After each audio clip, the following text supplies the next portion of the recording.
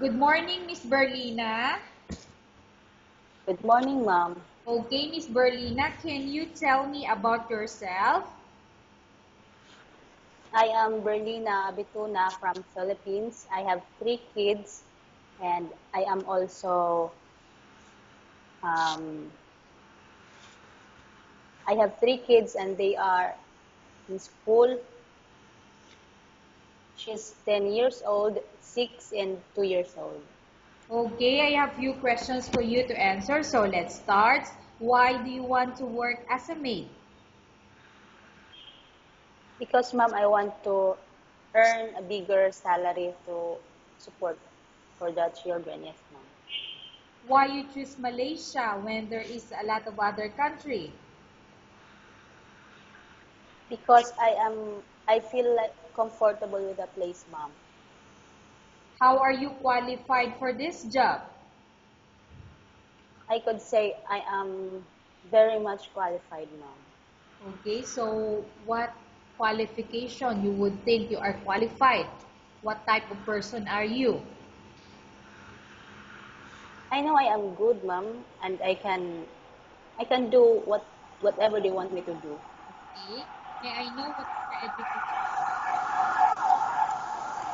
Pardon, ma'am, pardon. Okay. May I know what is your education level is? High school graduate, ma'am. What is your recent working experience? I was a secretary in a souvenir shop, madam, ma'am. Okay. Have you worked abroad before? No. Do you have experience of taking care of baby? Yes, ma'am. And whose baby you are taking care of? My my children, my babies. Okay. What about elder or older people? Do you have the experience? Yes, ma'am. And whose elder or older people you are taking care of? My grandparents, ma'am. Okay, so how old that time your grandfather and your grandmother when you take care of them? My grandfather was 84 years old and my grandmother was 75 years old. Do you have any other special skills?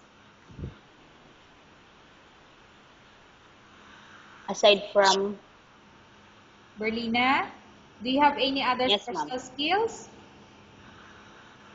Yes, ma'am. I can cook and I can clean the house. Okay. Are you willing to learn new skills? Yes, ma'am. Are you willing to work with a family where the mother-in-law or any relatives stay together? Yes, ma'am. Currently, are you still working now? No, ma'am. Do you know how to cook? Yes, ma'am. What sort of food can you cook? I can do rice cooking, I can make salad, and I can do the adobo. Okay, so this one are those you mentioned, those food you mentioned are all Filipino food. Yes, ma'am. Are you aware that you will have to do washing, cleaning, ironing, and cooking? Yes, ma'am. From all the house chores like cooking, cleaning, ironing, and washing, which do you like most? Cleaning, ma'am. If ever you were selected to work in Malaysia, who will take care of your kids? My, excuse me, my parents and my sister, my mother and my sister. You are not allowed to use handphone during working hours. Yes, ma'am. You are Yes, only ma'am. allowed to use handphone after you finish all the works and when going to bed. Yes, ma'am. You Yes, are ma'am. strictly needed to surrender the handphone to your employer in the morning and your employer will return back to you once you're going to bed. Yes, ma'am. If ever your employer finds out that you're abusing your handphone and it's affected your work performance, your employer will confiscate your handphone and you're not allowed to hold it anymore. Instead, your employer will allow you to call to your family 3 times in a month. You're only allowed to bring normal phone and you're not allowed to bring smartphone. Are you agreed for the terms and condition? Yes, ma'am. Are you agreed to the rules and regulation for the handphone? Yes, ma'am. How many years is the contract as you agreed and understand? 2 years, ma'am. Can you describe for me your ethics or your attitude? Um, I know I am good and I am kind also. Okay. How can you assure to us that you will work hard in Malaysia? I will do whatever they want me to do, ma'am. Can you promise not to use the telephone without the permission of your employer? Yes, ma'am. Can you promise not to put on makeup but to dress properly while work? Yes, ma'am. Can you promise not to invite friends and relatives without the consent of your employer? Yes, ma'am. Can you promise not to ask for advance salary from your employer under any circumstances? Yes, ma'am. Do you really understand the rules and regulation of the agency? Yes, ma'am. Do you pay any placement fee for you to come to Malaysia to work as a maid? No. Do you have No, any ma'am. history of sickness, example breast cancer or any other illness? No, ma'am. Do you suffer from any skin diseases, allergy, or physical defect? No, ma'am. Have you suffered from any serious illness? No, Do ma'am. you smoke? No. Have you undergone any operation or surgery? No. Are you medically fit? Yes, ma'am. Are you in any medication? No, ma'am. Are you allergic with any food? No, ma'am. Are you prepared to work for the employer of any race? Yes, ma'am. Are you prepared to eat the type of food taken by your employer? Yes, ma'am. Are you afraid of being left alone in the house?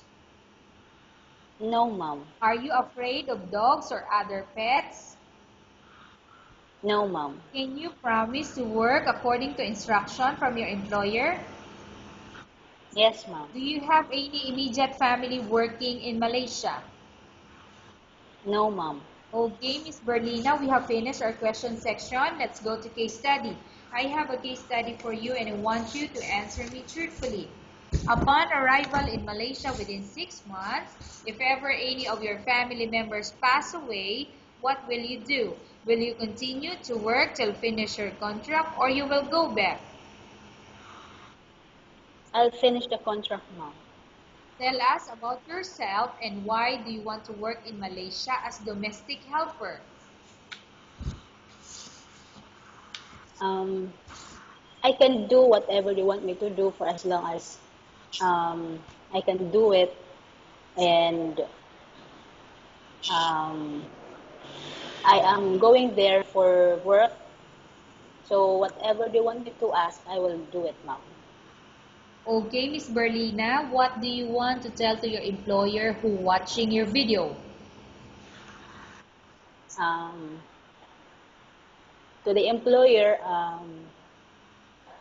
it I just want the employer to be good to me as I am good to them also, and that kind of give and take relationship between the employer and the worker.